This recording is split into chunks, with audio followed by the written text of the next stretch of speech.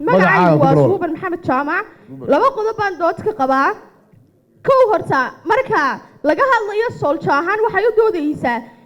saxaafadina waxay soo hoos galaysaa bulshadii Soomaaliland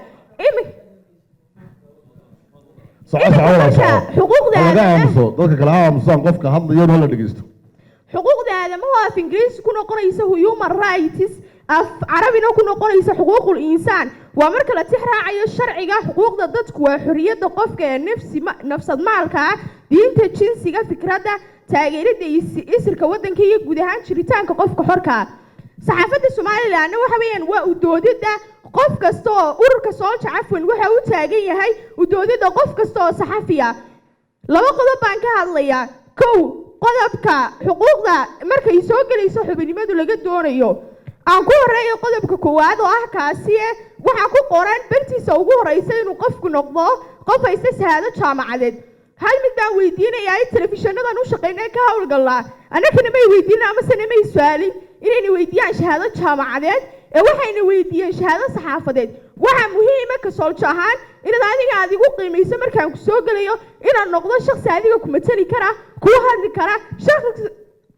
shakhsi kastoo Soldier ka midina inuu ku hadli karo afka Soldier isla markaana uu matali karo isaga gudoomiyuhu ay isku soo hadli karaan taas baa ka muhiimsan kana waajibsan inaad adigu xidho inaad weydiiso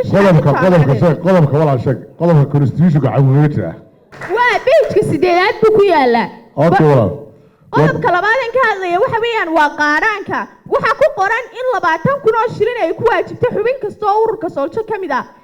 waxa ku jirtay sidoo kale qodob ka hadlayo ah in xubin sharafeed la sameeyo dadka hantida leh maalka lagu sharfayo sidoo kale waxaan la qarin karin Soldier la gacan qabto la caawiyo iyadoo ay hay'adaha xubin sharafeedyadaas ay jiraan sideeba qofka shakhsiga ah Soldier ka tirsan isagii loo shaqeynayo loo adeegayo looga qaadiyo 20,000 oo shilin laba mid noo kala saara ama in hay'adahan iyo waliba ciidan kale taageeraysa ururka loo daayo ama in la dhaho cid kale taageeraysa mar rabne xubnaha 20,000 kooda ku baa la ururin wax lagu qabanaya waa mahadsantii